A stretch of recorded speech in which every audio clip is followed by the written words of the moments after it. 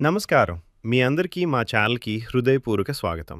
ఇక్కడ మీకు వినోదం, ఆసక్తికరమైన కథలు మరియు మంచి కంటెంట్ అందిస్తాం. మా వీడియోలు నచ్చితే సబ్స్క్రైబ్ చేసి మా ప్రయాణంలో భాగమవ్వండి. ధన్యవాదాలు.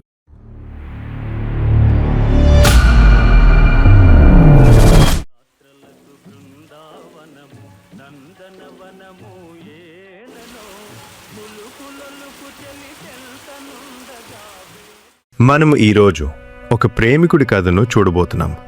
ప్రేమ అతని జీవితాన్ని ఎలా మార్చింది, బాధ తర్వాత అతను ఎలా తనను తాను వెతుకున్నాడు, ఆ ప్రయాణాన్ని ఈ కథలో తెలుసుకున్నాం. రాత్రి 11 గంటలు.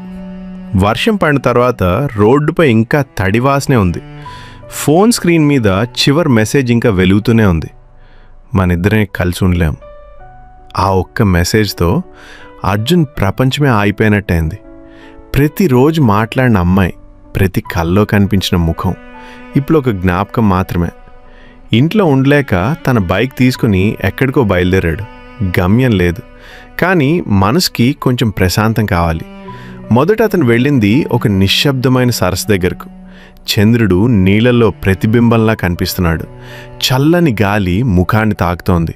అతను ఒంటరిగా బెంచ్ మీద కూర్చుని ఆమెతో తీసుకున్న ఫోటోలు చూస్తూ చిన్నగా నవ్వుకున్నాడు. ఆ నవ్వులో బాధ ఎక్కువ. ప్రేమ మనిషిని ఎంత సంతోషపెడుతుందో, అదే ప్రేమ ఒక్కసారి దూరమైతే అంతే ఖాళీగా మారిపోతాడు అని తనలో తానే అనుకున్నాడు. తర్వాతి రోజు అతను కొండల మధ్య ఉన్న చిన్న గ్రామానికి వెళ్ళాడు. పచ్చని చెట్లు, పక్షుల శబ్దాలు, మబ్బుల్లో కప్పుకున్న ఉదయం.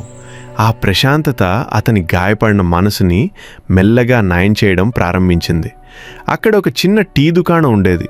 ప్రతి సాయంత్రం అక్కడ కూర్చుని సూర్యాస్తమయం చూస్తూ టీ తాగేవాడు. ఫోన్ కూడా ఆఫ్ చేసేశాడు. ఎవరితోనూ మాట్లాడలేదు. రోజులు గడిచాయి. బాధ తగ్గలేదు. కానీ అతను బాధతో బ్రతకడం నేర్చుకున్నాడు. ఒకరోజు సముద్ర తీరానికి వెళ్ళి అలలు చూస్తూ కూర్చున్నాడు. అలలొచ్చి వెళ్ళినట్టు మనుషులు కూడా జీవితంలో వస్తారు వెళ్తారని అర్థమైంది. అప్పుడు అతను మొదటిసారి హృదయపూర్వకంగా నవ్వాడు. ఆమెను మర్చిపోలేదు, కానీ తనను తాను మళ్ళీ కనుగొన్నాడు. ఎందుకంటే కొన్ని ప్రేమ కథలు కలిసిపోవటానికి కాదు, మనల్ని మనం అర్థం చేసుకోవటానికి వస్తాయి. కొన్ని ప్రేమలు మనతో జీవితాంతం ఉండటానికి రావు. మన జీవితానికి ఒక అర్థం చెప్పి వెళ్ళిపోతాయి. బాధ మనసును విరిచేస్తుంది, కానీ అదే బాధ మనల్ని మరింత బలంగా మారుస్తుంది. ఒకప్పుడు ప్రేమ కోసం బ్రతికిన అతను ఇప్పుడు తన ప్రశాంతత కోసం జీవించడం నేర్చుకున్నాడు. ఎందుకంటే జీవితం ఆగిపోదు, మన ప్రయాణం కూడా. ఈ కథ మీ హృదయాన్ని తాకి ఉంటే ఇలాంటి మరిన్ని భావోద్వేగ కథల కోసం మా ఛానల్ను సబ్స్క్రైబ్ చేయండి మరియు మీ ప్రేమను సపోర్ట్ రూపంలో మాకు అందించండి.